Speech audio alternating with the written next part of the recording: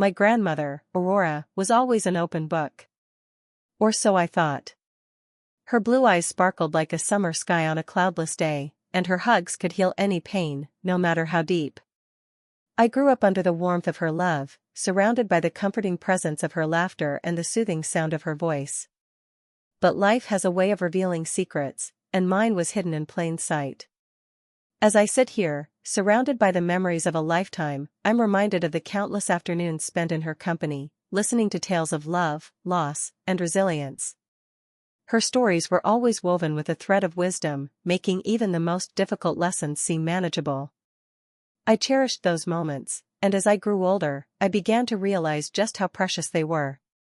But it was on a somber day, when the news of her passing arrived, that my world crumbled. The house seemed emptier, the air colder, and the silence deafening. I felt lost, adrift without her guiding light. The days that followed were a blur of condolences, tears, and memories. And then, as I began to sort through her belongings, I stumbled upon something that would change everything. Hidden in an old wooden box, tucked away in a corner of her attic, was a worn leather-bound diary.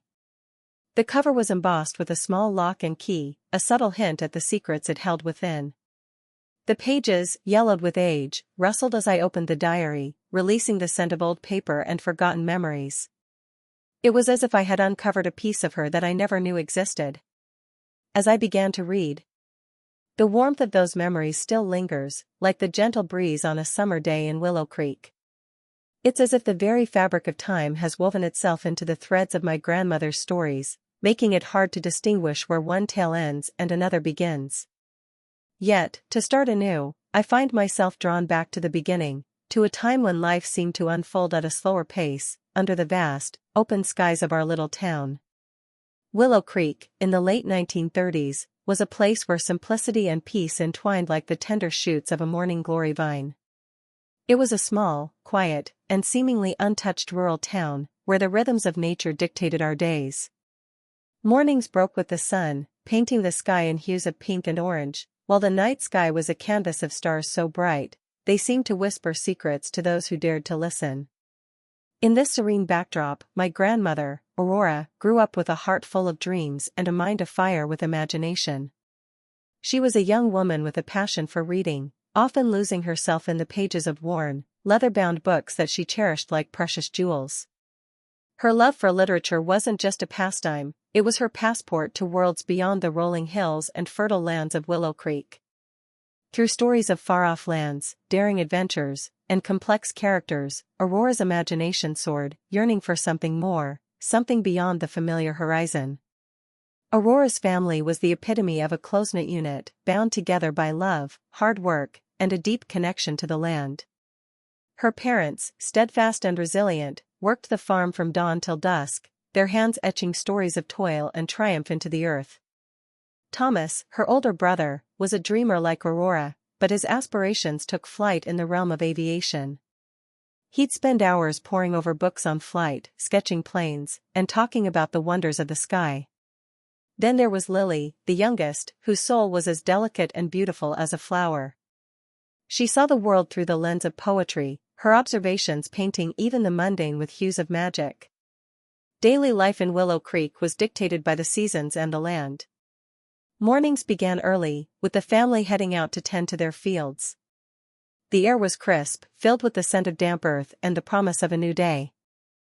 School days were interspersed with periods of learning on the farm, where every task, from tending to the animals to harvesting crops, was a lesson in resilience and hard work. As the day waned, the family would gather under the starry sky, sharing stories of their adventures, their laughter mingling with the sounds of night crickets and the occasional hoot of a distant owl. These were simple joys, yet they filled their hearts with contentment and their lives with a sense of fulfillment. But amidst this peaceful existence, Aurora harbored an inner restlessness, a sense of a stirring within her that she couldn't quite articulate. It was a gentle discontent, a yearning for something beyond the familiar rhythms of Willow Creek. This unspoken desire didn't detract from her love for her family or her appreciation for the beauty of their life, rather, it added a layer of complexity to her character, a depth that hinted at the profound journey ahead. In those moments, when the sun dipped below the horizon and the world seemed to stand still, Aurora felt the whisper of a future, one that was both exhilarating and andied. Her though she couldn't quite see it, she felt its grandmother presence pull. As the summer of 1939 waned, the tranquil life in Willow Creek began to fray at the edges. News of European tensions trickled in through the radio and newspapers, casting a shadow over our little community. At first, it seemed like a distant storm, its rumble a murmur in the background of our daily routines. But as the weeks passed, the murmurs grew louder, and the sense of unease settled over us like a damp mist. I remember the evening my father brought home a newspaper with a headline that made my heart skip a beat: Germany invades Poland. The words seemed to leap off the page, filling our quiet living room with an ominous presence. My mother's hand stilled, suspended mid-air as she poured tea into delicate china cups. Thomas, ever the adventurer, leaned forward, his eyes sparkling with excitement. "This means we'll join the war, won't we, Pa?" he asked, his voice laced with anticipation. My father's expression turned grave. "It's not that simple, son. This is a complicated business. We need to be cautious." His words were laced with a concern that I'd never seen before. The excitement in Thomas's eyes began to falter, replaced by a dawning worry. Aurora, on the other hand, felt a creeping sense of dread. I recall her sitting on the porch steps that evening, her gaze lost in the twilight. The crickets provided their usual serenade, but their chirping seemed to underscore a growing unease within her. She was beginning to grasp the fragility of our peaceful existence, questioning the very fabric of the world she'd always believed in. It was on one of these quiet evenings, as the stars began to twinkle in the night sky, that we noticed a stranger in town. He arrived on foot, his military uniform a stark contrast to the overalls and sundresses that were the norm in Willow Creek. There was something about him that seemed out of place, yet oddly compelling. As he walked down our main street, his eyes scanned the storefronts and homes, lingering on ours. Aurora and I exchanged a curious glance. There was a moment, fleeting but undeniable, when our eyes met, his and Aurora's. It was as if time paused, leaving only the soft rustle of leaves and the distant hum of a car engine. The stranger's presence stirred something in Aurora, a mix of curiosity and wariness. I could see it in the way she watched him, her heart beating just a little bit faster. He seemed to carry an air of mystery, a sense of secrets kept and burdens borne. As days turned into weeks, Elias, for that was his name, became a fixture in our community. His uniform was crisply pressed, his demeanor reserved, yet there was an undercurrent to his actions, a sense of purpose that went beyond the mundane tasks he performed in town. Aurora found herself drawn to him, though she couldn't quite explain why. Perhaps it was the way he listened, his eyes never leaving hers, or the quiet strength in his step. Whatever the reason, she felt an inexplicable connection, a sense that he understood her in a way no one else did. But there was something Elias wasn't telling us, something hidden behind those piercing eyes. A secret, perhaps, or a mission. Whatever it was, it seemed to weigh heavily on him, casting a shadow over his interactions, a hint of danger that lingered just beneath the surface. As the leaves began to turn, and the nights grew cooler, Aurora and Elias would often walk together, their conversations deep and meaningful. I sensed that their bond was growing stronger with each passing day, but there was an undercurrent of tension, a feeling that their love was forbidden, or at the very least, ill-timed. The war was coming, its presence felt in every whispered conversation, every nervous glance over the shoulder. And Elias, with his secrets and his uniform, was right at the center of it all, pulling Aurora into a world where love and danger walked hand in hand. In the evenings, as the radio broadcast news of troop movements and political tensions, Aurora's heart would ache with a mix of fear and fascination. She felt like she was standing on the edge of a precipice, staring into an unknown that seemed to stretch out endlessly before her. And then, there was Elias, the mysterious stranger who had walked into her life like a whispered secret. His presence was a reminder that even in the quietest of towns, the world beyond could intrude at any moment, bringing with it both beauty and danger, love and loss. The night air was filled with the scent of wood smoke and damp earth, a smell that always brought me back to those days. But amidst the familiar, there was an undercurrent of change, a sense that nothing would ever be the same again. The war was coming, and with it, Elias, the stranger who would change the course of our lives forever. As the summer of 1939 wore on, the warmth of the sun-kissed days began to feel like a distant memory, overshadowed by the gathering storm clouds of war. My grandmother, Aurora, found solace in the secret meetings with Elias, stolen moments that became the beacon of hope in the darkening world. They would meet in the old barn, its wooden beams worn smooth by the touch of countless hands, or in the sunflower field, where the tall stalks stood like sentinels, their bright yellow petals a defiant splash of color against the encroaching gloom. Their love blossomed quietly, a flame that burned bright but was carefully tended to avoid detection. Elias, with his piercing blue eyes and jet-black hair, would take Aurora's hand, and they would walk through the fields, the rustle of the leaves and the songs of the birds their only companions. In those moments, the war seemed a world away, and all that mattered was the gentle pressure of Elias's hand, the way his eyes crinkled at the corners when he smiled, and the soft whispers of sweet nothings in her ear. But Elias's smile was fleeting, often replaced by a look of haunted intensity. He was a man with a secret, one he revealed to Aurora on a sweltering July evening, as they sat on the edge of the pond, the water's surface reflecting the fiery hues of the setting sun. He told her he was a German scientist, a deserter from a regime he could no longer stomach. His presence in Willow Creek was not coincidental. He was searching for an artifact, a powerful encryption device that could change the course of the war. Aurora listened, her heart pounding in her chest, as Elias's words spilled out like a confession. She felt the weight of his trust, the burden of his secret, and the danger that lurked in every shadow. Yet, in that moment, she knew she would do anything to help him, to protect him, and to keep his love alive. The artifact, Elias explained, was hidden in a secret labyrinth beneath the old church, a labyrinth crafted by his mentor, a brilliant clockmaker. The clockmaker, a man of genius and foresight, had designed the labyrinth as a safeguard, a final repository for the encryption device that could prevent the Nazis from gaining an insurmountable advantage. As they made their way through the winding streets of Willow Creek, Aurora began to notice a change in the air. Strangers appeared, their faces unfamiliar, their eyes lingering on her and Elias with an unnerving intensity.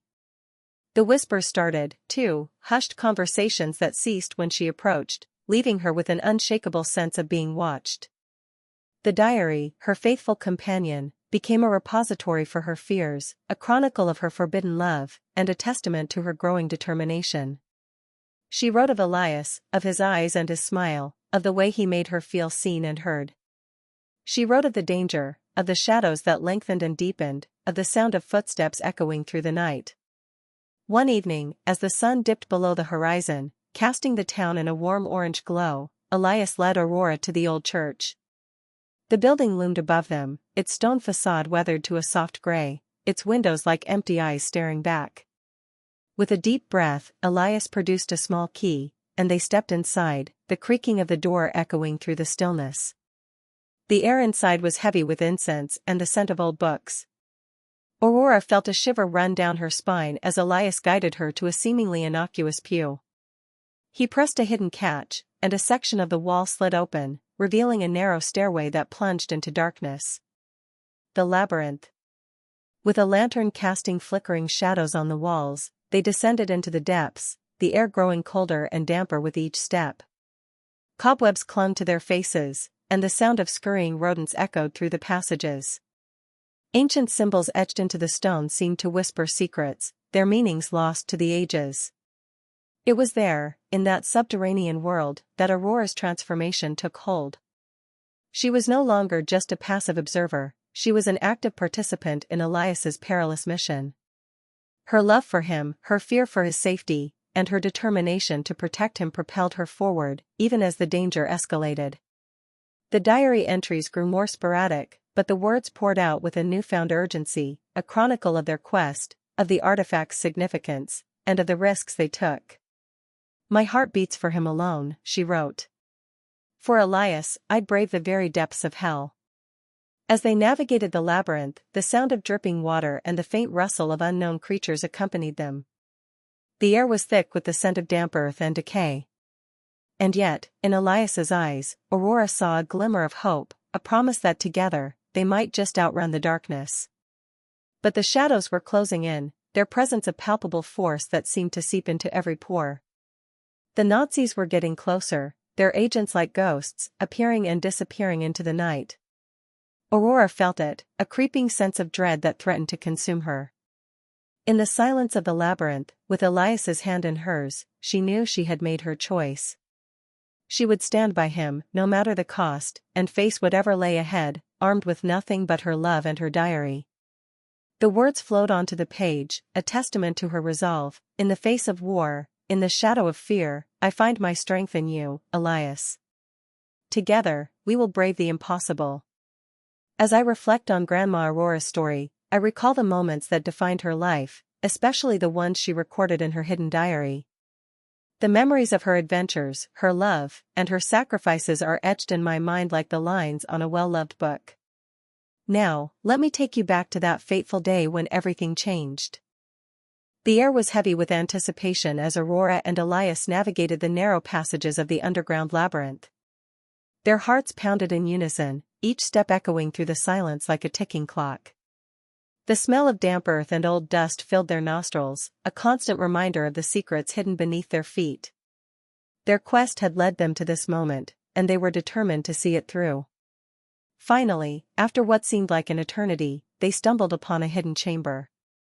The room was small, with walls lined with ancient stones and a ceiling that seemed to disappear into darkness.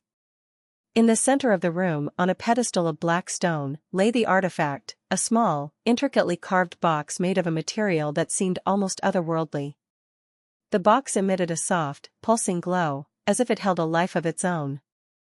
Aurora's eyes widened as she approached the pedestal, her hand reaching out to touch the box.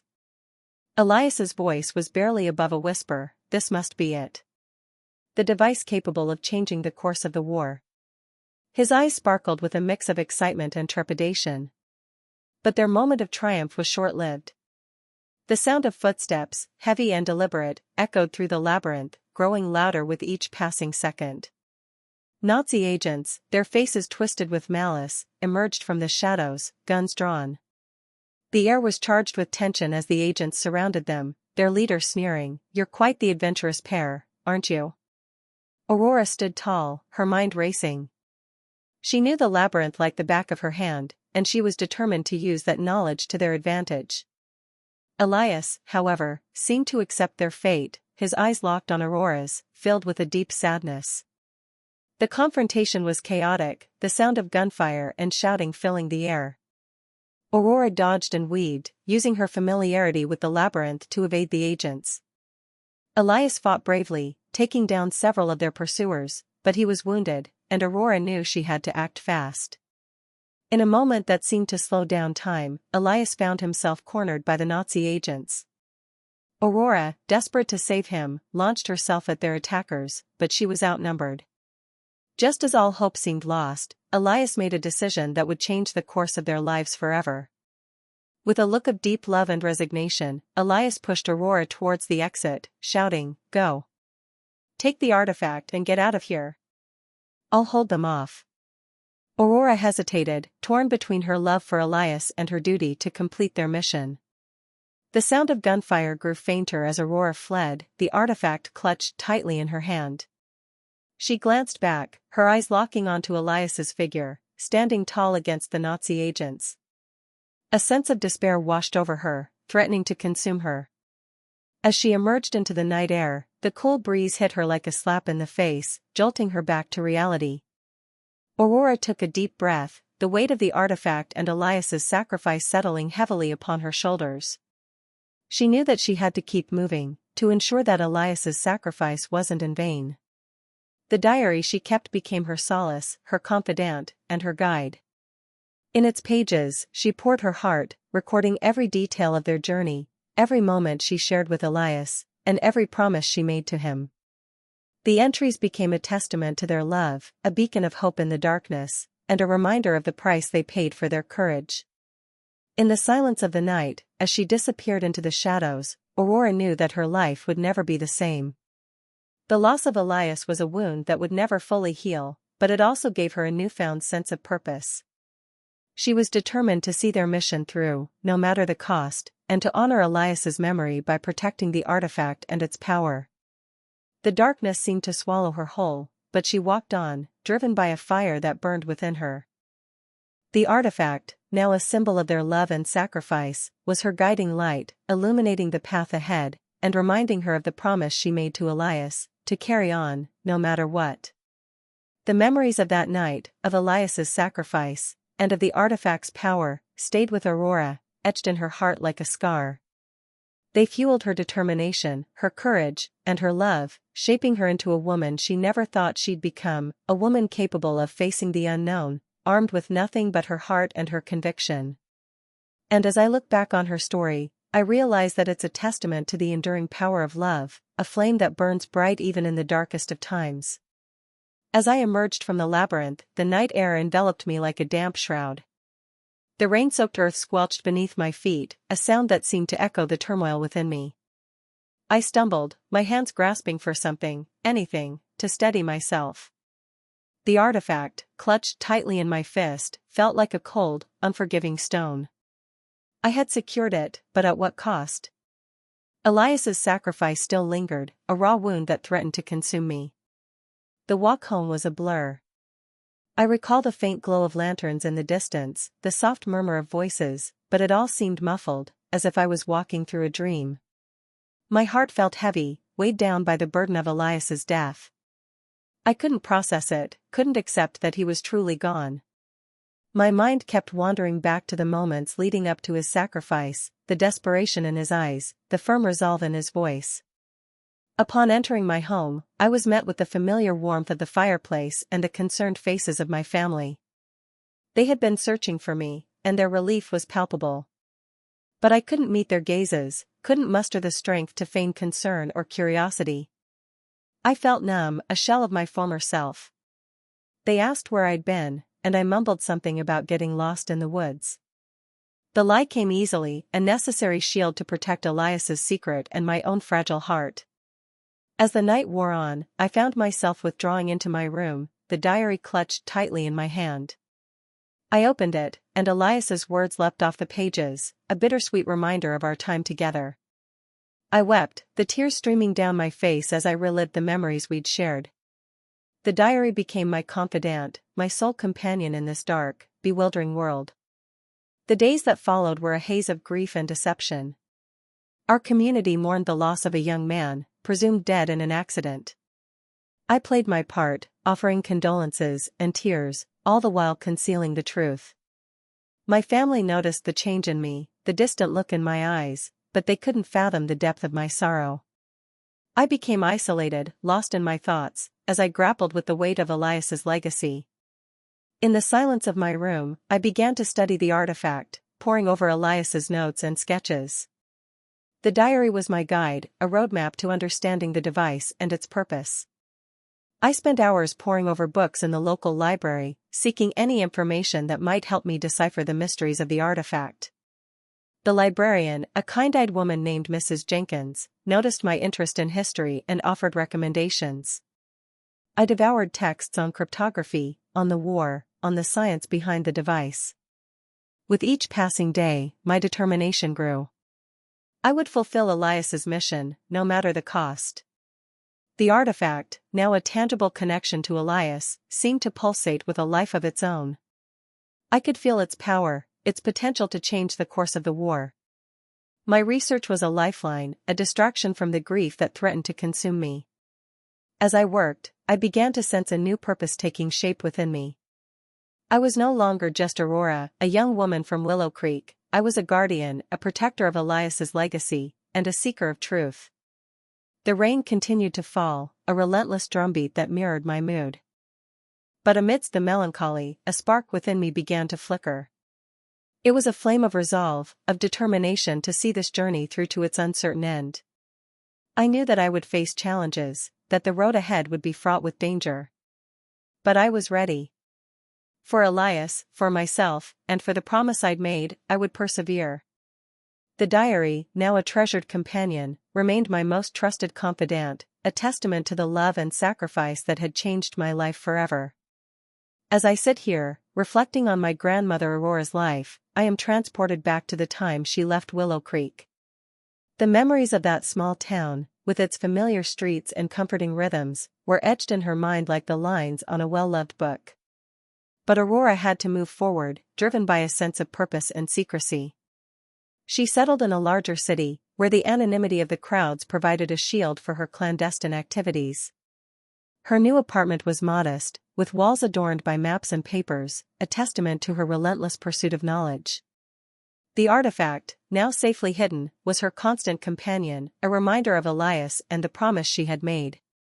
His diary, worn and dog-eared, lay open on her desk, guiding her through the labyrinth of her research.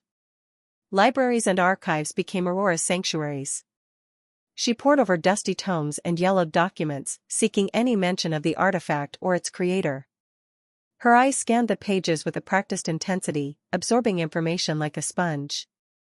The musty scent of old books and the whisper of pages turning became her comfort, her solace in the midst of turmoil. As she delved deeper into the world of cryptography and intelligence, Aurora's skills evolved. She learned to decipher coded messages, to recognize patterns and anomalies. Her hands moved with a newfound confidence, assembling and disassembling parts of the artifact with a precision that belied her former life as a simple farm girl. But it wasn't just about understanding the artifact, it was about survival. Aurora had to navigate a world where the Nazi threat was ever present, where agents and informants lurked in every shadow. She developed a keen sense of observation, able to spot a suspicious individual in a crowded train station or notice a subtle change in someone's behavior. One day, while sitting in a small cafe, Aurora noticed a man lingering by the door. His eyes seemed to scan the room with an intensity that made her skin prickle. She quickly gathered her belongings and left, her heart beating just a little faster. It was a close call, but she knew she couldn't afford to be careless. As the months passed, Aurora's transformation became more pronounced. Her eyes, once bright with a simple joy, now shone with a determined light. Her smile, once quick and easy, became more guarded, a rare and precious thing. But it was her hands that told the story of her new life, hands that typed away on her typewriter, hands that pored over documents, hands that carefully tended to the artifact. The artifact, once a mysterious object, had become her raison d'être. She understood now that it was more than just a device, it was a key to unlocking the secrets of the enemy. With it, she could help turn the tide of the war. The weight of that responsibility was crushing at times, but Aurora bore it with a quiet strength. In the evenings, as the city lights twinkled to life, Aurora would sit in her apartment, surrounded by the trappings of her new life. She'd open Elias's diary, reading the words he'd written in a time long past. Tears would prick at the corners of her eyes as she remembered the man who had changed her life forever. But even in her grief, there was a sense of purpose, a sense that she was doing this for him, for them, and for the future. The city outside her window pulsed with life, a cacophony of sounds and smells that she'd grown accustomed to. But in the stillness of her apartment, surrounded by the shadows of her secrets, Aurora found a sense of peace. She knew she walked a thin line between danger and safety, but she was no longer the same girl who had left Willow Creek. She was a keeper of secrets, a guardian of hope, and a woman driven by the enduring power of love. As the war raged on, reserved Aurora's contributions grew more crucial. She sat in her small, secret office, a room hidden behind a false wall in an abandoned building, her fingers flying across the cryptograph machine. The device, once a mysterious artifact, had become her lifeline, her tool to transmit vital intelligence to the Allies. With each message sent, she felt a sense of purpose, a sense of fight against the Nazi regime. The room was dimly lit, the only sound the clicking of the machine and the occasional hum of the radio in the background. Aurora's eyes were fixed on the paper in front of her, her mind racing with the weight of her mission. She knew that every second counted, every word, every digit, every symbol. The fate of the war, the fate of the world, hung in the balance. And then, one by one, the messages started to bring results. The Allies began to gain ground, to push back against the enemy. Aurora heard whispers of victories, of strategies foiled, of enemy plans unraveling. She smiled, a quiet, determined smile, knowing that her work was making a difference. The months passed, and the tide of the war turned. The Allied forces advanced, and Aurora's messages played a crucial role in their successes. She transmitted details of enemy troop movements, of fortifications, of secret plans. The Nazis were caught off guard, and their grip on Europe began to loosen. And then, on a crisp autumn morning in 1945, the news arrived: the war was over. Aurora felt a mix of emotions: relief, exhaustion, and a deep sense of satisfaction. She had done it. She had played her part. Aurora closed her eyes, letting the weight of her responsibilities slowly lift off her shoulders. She thought of Elias, of his sacrifice, of the device they had fought so hard to protect. A single tear rolled down her cheek, a tear of gratitude, of love, and hopefully sorrow. The device after Lev, quietly in Aurora a music box, small a reminder of her journey, of the love and loss she had experienced. The box was beautiful, with intricate patterns and a soft, golden glow. Inside, the device lay nestled in a bed of velvet, a symbol of the past, a reminder of the sacrifices made. Aurora's life took a new turn. She left the city, the noise, the chaos, and returned to Willow Creek. The small town welcomed her back with open arms, and she settled into a simple, peaceful life. She built a cozy little house on the outskirts of town, surrounded by trees and a garden full of flowers. Years passed, and Aurora became a pillar of the community. She dedicated herself to helping others, to sharing her experiences, and to guiding the young. She taught them about resilience, about courage, and about the power of love. Her home became a haven for those seeking comfort and wisdom. The narrator, Aurora's granddaughter, grew up listening to her stories, mesmerized by the twinkle in her eyes. She saw the depth of wisdom, the serenity, and the love that radiated from her grandmother. And as she grew older, she began to understand the sacrifices Aurora had made, the weight of her secrets, and the extraordinary journey she had undertaken. The diary, once a hidden burden, had become a treasured legacy. Aurora's story, a testament to the human spirit, was now a part of her granddaughter's heritage. As she looked back, the narrator realized that her grandmother's seemingly simple life had been built upon a foundation of extraordinary experiences, of profound sacrifices. Aurora's eyes sparkled as she shared her story, her voice filled with emotion. She spoke of Elias, of the war, of the device, and of her journey. Her granddaughter listened, entranced, as the pieces of her grandmother's past fell into place. And so, Aurora's story became a part of the family's history, a reminder of the power of love, sacrifice, and resilience. The narrator knew that she would carry her grandmother's legacy forward, sharing the story of the silent pact, and the hidden diary, with her own children and grandchildren one day. As the sun set over Willow Creek, casting a warm glow over the town, Aurora smiled. She knew that she had found her purpose, that she had made a difference. And as she looked at her granddaughter, she knew that her story would live on, a testament to the enduring power of love and sacrifice. As I sit here, surrounded by the familiar comforts of my childhood home, the diary lies open on my lap, its pages whispering secrets of the past. The worn leather binding, the yellowed paper, and the faint scent of aged perfume all serve as a tangible connection to my grandmother Aurora, a woman whose life was a testament to the transformative power of love and sacrifice. I recall the countless hours I spent as a child, listening to Aurora's tales of fairies and heroes, of magical lands and daring quests. At the time, they seemed like mere fantasies, but now I understand that they were so much more.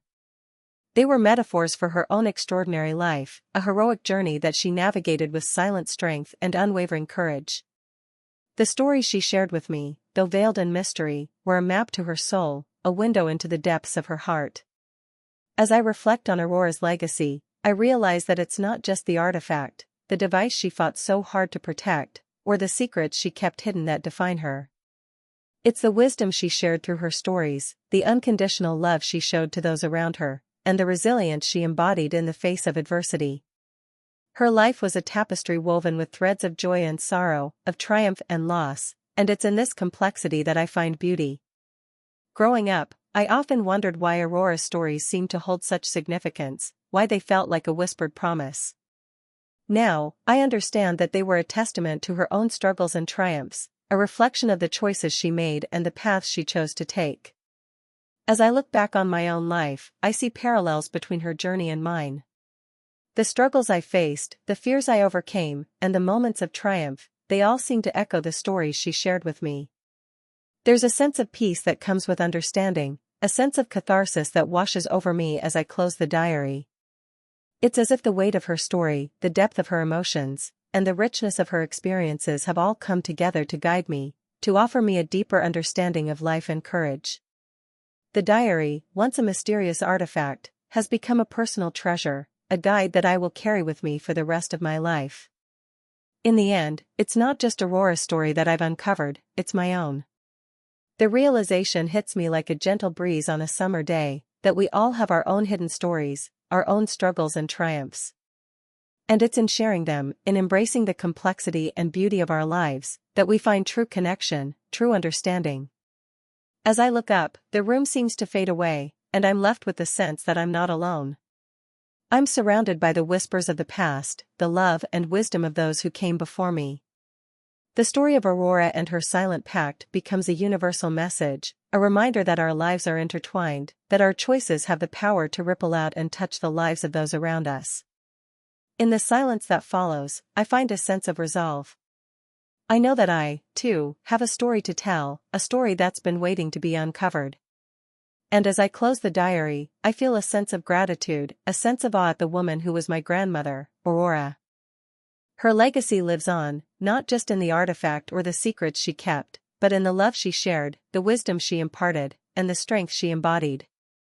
The memories come flooding back, the smell of her perfume, the sound of her laughter, the feel of her gentle touch. It's as if the diary has unlocked a door, allowing me to step into her world, to experience the beauty and the pain of her journey.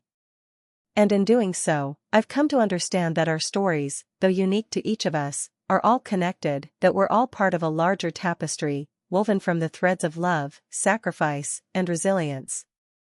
In this moment, I know that I'll carry Aurora's story with me always, that it will continue to guide me, to inspire me, and to remind me of the power of love and courage in the face of adversity. The diary, once a mysterious relic, has become a part of me, a reminder of the silent pact that Aurora made, and the enduring legacy she left behind. As I look to the future, I know that I'll continue to draw strength from her story, that it will be a beacon of hope, shining brightly in the darkness, guiding me through life's twists and turns. And so, I close this chapter, but I know that the story will continue, that it will evolve and grow, a living, breathing testament to the power of love and sacrifice. The silence that follows is not an end, but a beginning, a reminder that our stories, though unique, are all connected, and that it's in sharing them that we find true understanding, true peace. As I sit here, reflecting on Grandma Aurora's story, I am reminded of the profound impact one person can have on the lives of those around them. Her life was a testament to the enduring power of love, sacrifice, and resilience in the face of adversity. Through her journey, we see the transformative power of human connection and the boundless courage that lies within us all. Grandma Aurora's story began in the rolling hills of Willow Creek, where she grew up surrounded by the people and landscapes she loved. But as the world around her began to change, she found herself drawn into a life of unexpected adventure and danger. Her relationship with Elias, a mysterious and enigmatic stranger, would alter the course of her life forever. Together, they embarked on a perilous quest to protect a powerful device, one that could change the course of the war. Along the way, they faced countless challenges and obstacles, testing their courage, wit, and resolve. And though the path ahead seemed uncertain, often fraught with fear and doubt, Grandma Aurora's love for Elias and her determination to see their mission through drove her forward. The lessons of Grandma Aurora's story are many, but perhaps the most profound is that our lives are not defined by the challenges we face, but by how we respond to them. It is in the darkest moments that we discover our greatest strengths, and it is through our relationships with others that we find the courage to persevere. If Grandma Aurora's story has resonated with you, then its purpose has been fulfilled. Her legacy lives on, not just in the secrets she kept, but in the hearts of those she touched. And as you, the audience, continue on your own journey, I encourage you to reflect on the ways in which her story intersects with your own. Perhaps you, too, have faced moments of uncertainty or hardship, only to discover a reservoir of strength within yourself. Maybe you've known the pain of loss or the joy of unexpected love. Whatever your experience, I invite you to consider how Grandma Aurora's story might inform and inspire your own path forward. As you watch this final montage of key moments from Grandma Aurora's life, I ask that you take a moment to reflect on the power of love and sacrifice in your own life. What are the secrets you hold dearest to your heart? What challenges have you faced, and how have you responded through them? I pause for a moment, contemplate the space, visual cues for graphics, your like and subscribe button our channel below. Moment, share your thoughts and